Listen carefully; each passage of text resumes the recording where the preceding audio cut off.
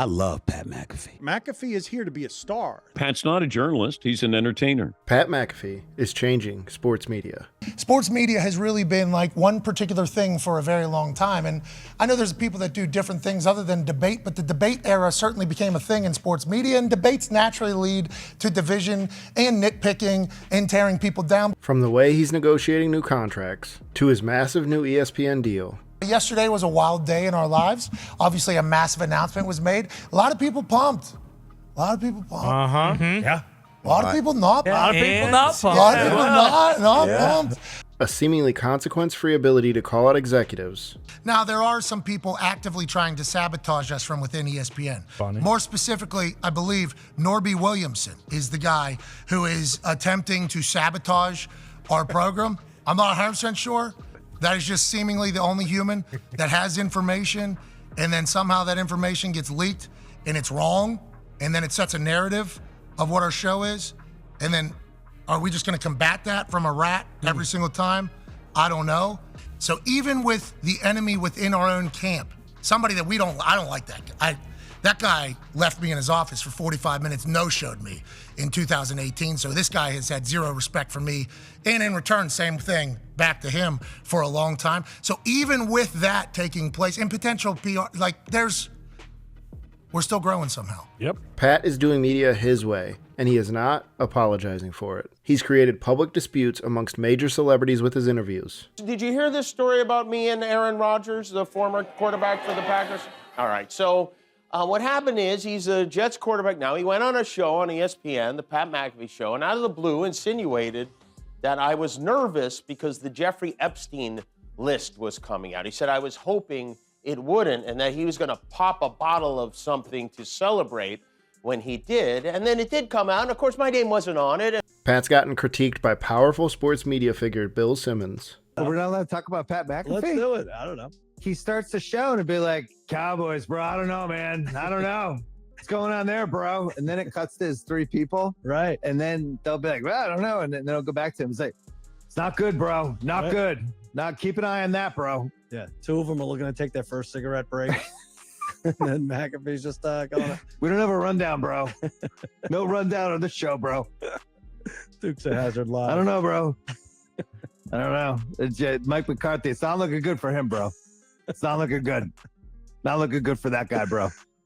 I would be really hard to do this podcast with 7 people staring. Right. But then you have to, how do you include the 7 people? It is tough. Yeah. It is tough. You'd be like, oh, I didn't get to Bobby yet. Right. Jordan Love, I don't know, bro. That guy's good. He's just good, bro. He's just good. He's good, bro. Yep. He's good. The guy can sling it. He's good. And he did not blink. I think Bill Simmons, who has it all figured out. Yep. I think he had like 8,000 people right alongside of him. Like 8,300, I think. That's a huge number. Yeah, did not hit. That's really big. Really good, Bill. You still have it. I think we had 250,000 people or something like that. Yeah, keep running your mouth, Bill.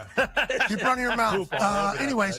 His contracts have provided him with widespread autonomy, and at every step, his audience increases alongside his negotiating power. And possibly, maybe, even more sports media figures are going to take aim at him from a competitive standpoint. But do I want you to be better than me? No. And I'm going to do everything that I can to make sure you're not better than me. Pat is somewhere between the 1st and 5th most influential voice in sports media today. But do you think Stephen A. Smith and others are truly rooting for him? Or do you think they see an obvious threat who is building momentum? I don't know. Welcome back to Unlikely Success, where I focus on attributes of success through covering celebrities, athletes, and finding stories to learn from.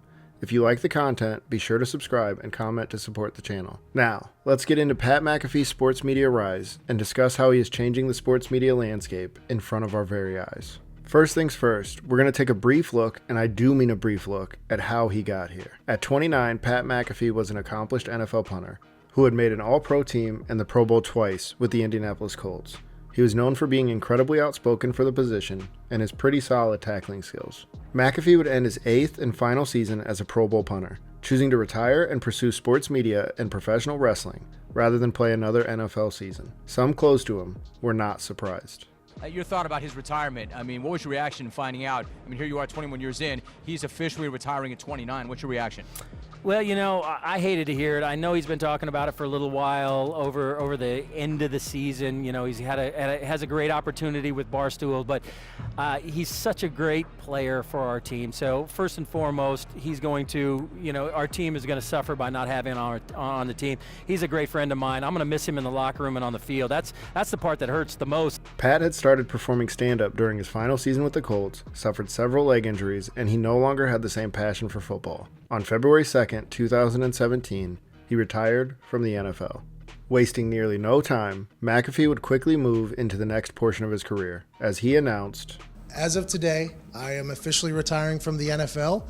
Although I love Jim Irsay and the Indianapolis Colts organization, I want to turn my focus to making the world a happier place with more laughs as opposed to just kicking a ball on fourth downs every once in a while.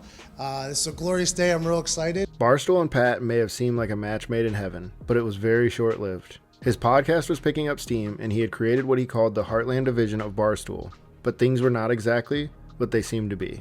Citing business transparency issues and a lack of trust, McAfee would end his time with Barstool on August 31st, 2018. Pat would write this as he left Barstool. Financial decisions were being made for me by people I had never met.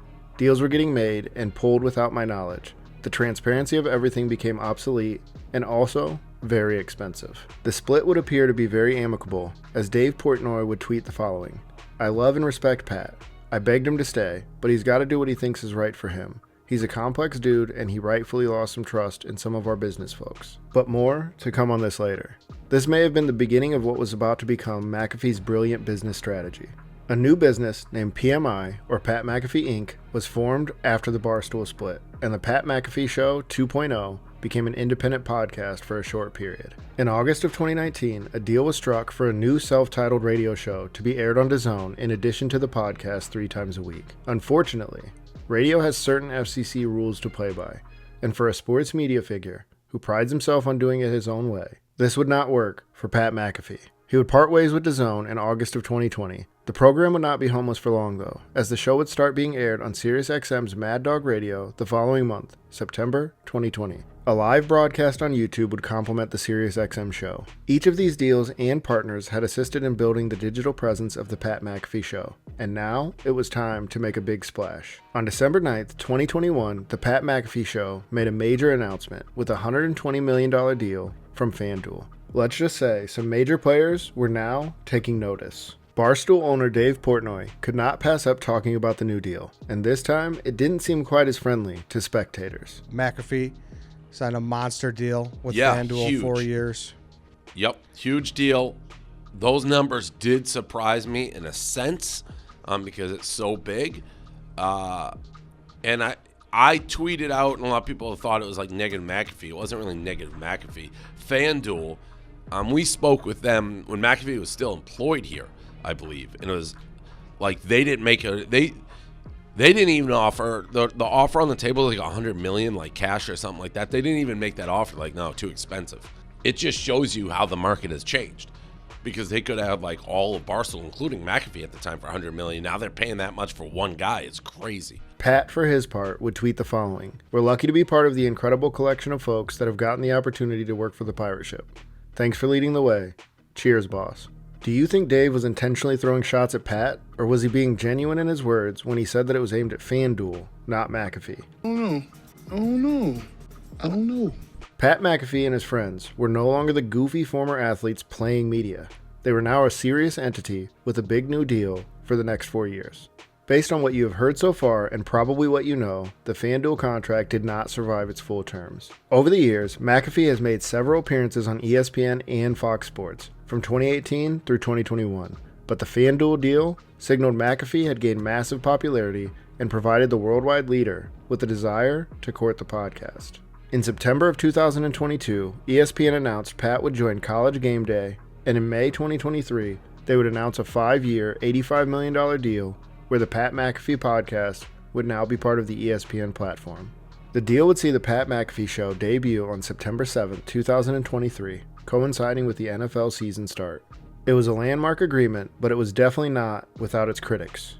For those of you keeping score at home, since his NFL retirement, Pat has made 5 deals in 6 years, created a large digital footprint, provided several hours a week of entertaining sports commentary, and cultivated a brand all his own. Give me a hell yeah! I said give me a hell yeah!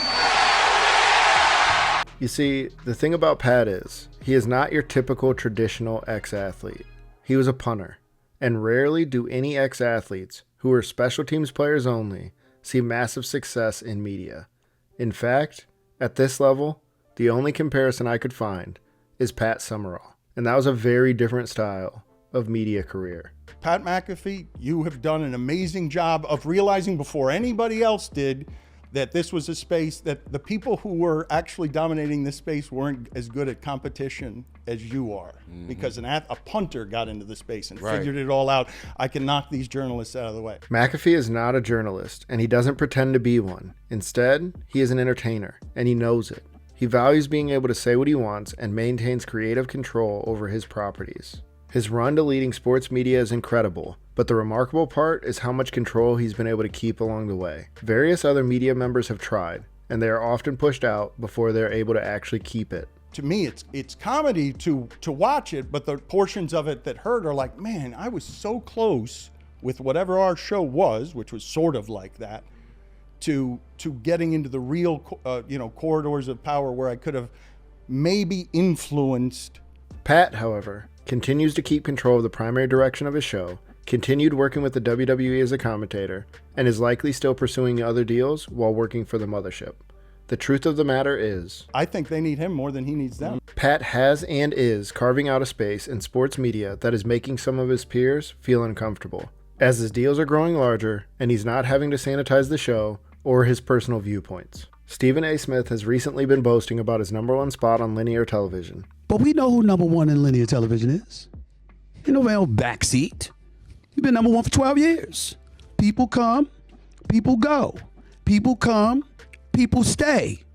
But there's a top perch. But linear television is a dying business. McAfee has created a lane all his own, and he's leveraging his talent and business acumen to climb. It's only been 7 years since his NFL retirement, but he is finding great success in media and is making large profile names in the space anxious and nervous simultaneously. Many of them are likely assuming they can create a YouTube channel, build a loyal following, and parlay it into hundreds of millions of dollars. I would caution them. As Dan Patrick once said, we all have ESPN muscles. I had them for 18 years. Leave ESPN. Get out and do what I do. Try it. Pat McAfee has never shied away from conflict, and while he appears to be fun-loving, his style is aggressive and brash. He is a serious businessman who has crafted a specific brand and leveraged it beautifully. Other sports media personalities may have ignored him for too long, and now that he has broken into the mainstream, it's evident how polarizing he is willing to be and how willingly he invites engagement. He is proving to be one of those ones that rises through competition and conflict. Stephen A. Smith paved the way for what Pat is doing, but what Stephen A. did not do was build a separate brand that ESPN paid to bring in and relinquish primary control over. Pat McAfee did that, and it may have broken the machine. This has been The Unlikely Success. We've chosen to do it in our own fashion. We've chosen to do it in our own way. It's been by design. I've been offered contracts from every platform or network that we were just talking to in the past, and I've said nope because the circumstances weren't right. It wasn't the right time. Now, it feels like the perfect time.